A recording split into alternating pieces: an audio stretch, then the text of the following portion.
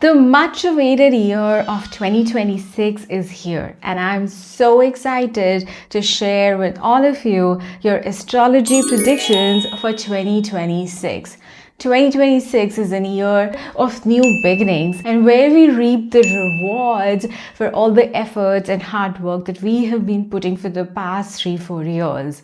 So, if you want to dive deep into in-depth, most accurate, detailed astrology predictions for 2026, then I highly suggest you look into your sun, moon, and rising signs. If you don't know what are your sun, moon, rising signs, then you can use any online birth chart calculator to find out the placements for your sun, moon, and rising signs. If you don't know your time of birth, then you can definitely use your moon sign or your sun sign based on the day on which you were born. So once you've calculated these details, you can go into the description box to your own sign to find out your personal astrology prediction. I do want you to know that I refer sidereal astrology or the Vedic astrology, which is a little bit different from your zodiac sign, because sidereal astrology looks at the actual placement of the planets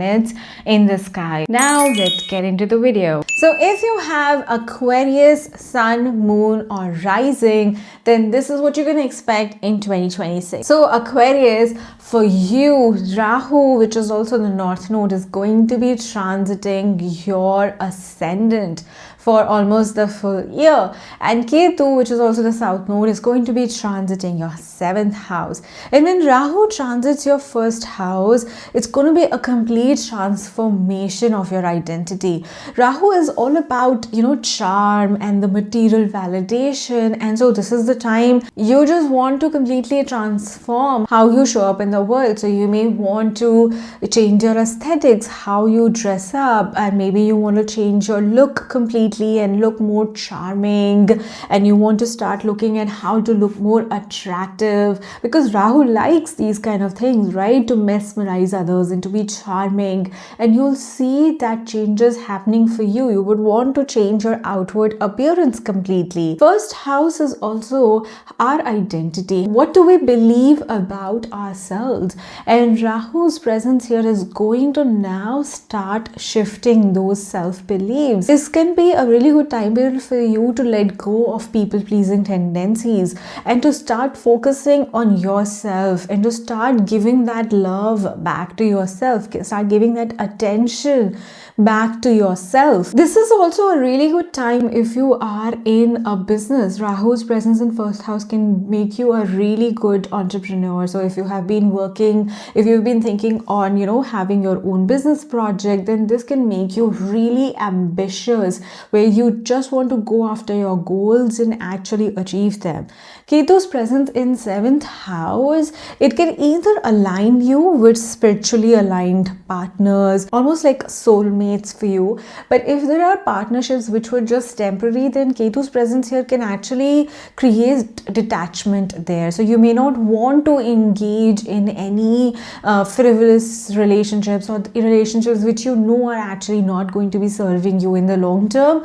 You'll almost find as if you don't want to focus on those areas anymore. You want to focus more on yourself and your dreams and your goals, and you want to create that life for yourself, and you want to be focused only on partnerships that actually align with the long term and the highest version of yourself.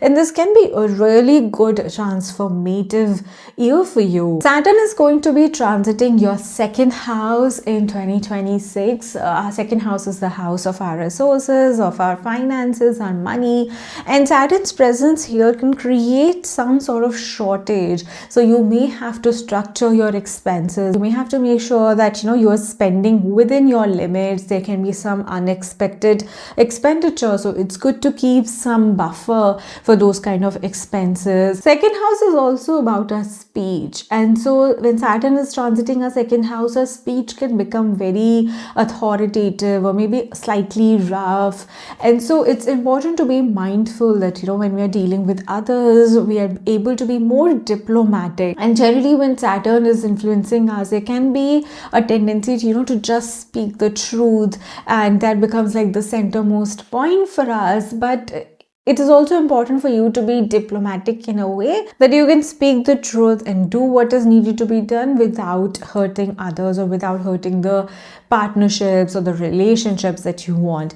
It may happen that you start a new project because of Rahu in the first house, and now because of that you don't want to spend that much. You want to be clear on the things that you are spending, and Saturn's presence in second house can really help you with it. You are going to now start budgeting your expenses, and it can also bring some sort of structuring to the expenses. You maybe don't want to spend a lot on, say, eating outside every day, or say buying new clothes for every outing. Or you want to make the most out of your money, because wherever Saturn goes, it brings structure and discipline there. And so more than creating shortage, this is about creating discipline, financial discipline in your life, so that you can use your resources to actually create the life you want to create, instead of just wasting it away on things that actually don't bring you any long-term fulfillment. Jupiter is going to be transiting your 5th house till the month of June, and 5th house is about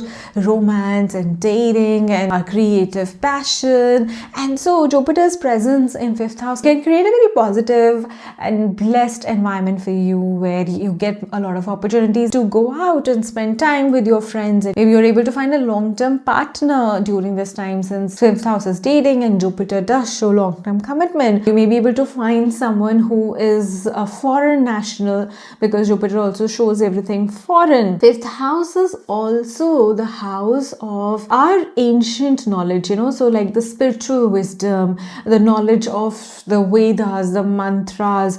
And so Jupiter's presence here can actually help you a lot with the spiritual knowledge. If you have been working on improving your knowledge, say the knowledge of chakras or the Vedas, or you want to read the scriptures, if you have been interested in anything related to that, then Jupiter's presence here can actually help you. Maybe you're able to find the right guru who can guide you, or the right kind of book that you can actually understand and read, or you're able to find maybe, say, a new course that actually helps you get this extra knowledge. 5th house is also the house of children, and Jupiter naturally signifies children. If you have been planning to have children, so this can be a really blessed time, especially until June. After June, Jupiter is going to be transiting your 6th house. 6th house is the house of routine and health, and Jupiter's presence here is going to transform your routine and health in a way that now you are more nourished, you're more healthy, you're able to make the changes that you always knew you needed to make. If you wanted to eliminate some food groups or eliminate some bad habits,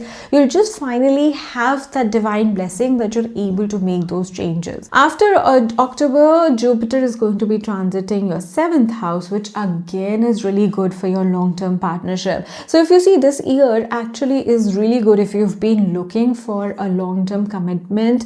This is a good time. You may be able to find a long-term partner here, but definitely with Ketu's presence in 7th, you'll really not find the attachment for anything temporary. You are looking for those soul-aligned relationships in this year, and with Jupiter's presence in 5th in the initial part of the year and in the 7th in the later part of the year, these are actually good placements for you to actually be able to find soul-aligned partnerships. So be open to that. We'll also have a Saturn-Neptune conjunction on 20th of February in your 2nd house, and Neptune is planet of imagination. And so if you have any illusions related to your finance, then this Saturn-Neptune conjunction will almost break those illusions. If you were thinking that you are really saving money, and when you actually start budgeting and you see how much money you're spending everywhere, and now you realize that you have actually been overspending. So it can be any sort of delusions that you had connected to your resources or to your 2nd house things that will just shatter. So we're going to start the year with a major stellium on 18th of January in your 12th house. So on 18th of January, we are going to have 6 planets in conjunction: Sun, Moon, Mars, Venus, Mercury joining Pluto, that it's already present in the sign of Capricorn, which is your 12th house. And 12th house is the house of our subconscious. It is everything that is governing our life. You know, they say 10% of life is conscious and 90% is just run by your subconscious patterns.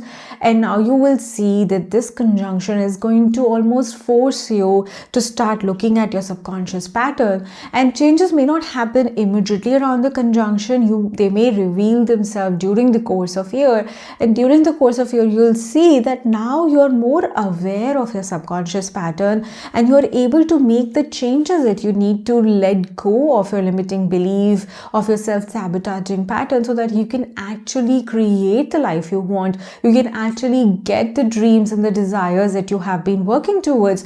You can be in the right relationships. Maybe now you can finally evaluate why you were not able to find the right long-term partner. What were your relationship pattern? Maybe you were looking for the wrong things in the partner, or you were not going for the kind of partner who can actually fulfill your long-term goals. Whatever the case may be, this is the year for you to start doing shadow work, to start looking at your subconscious, and those changes will actually help you manifest the kind of life that you have been thinking of manifesting. So this is going to be a beautiful year for you, Aquarius. Have a beautiful 2026 and make the most of this year.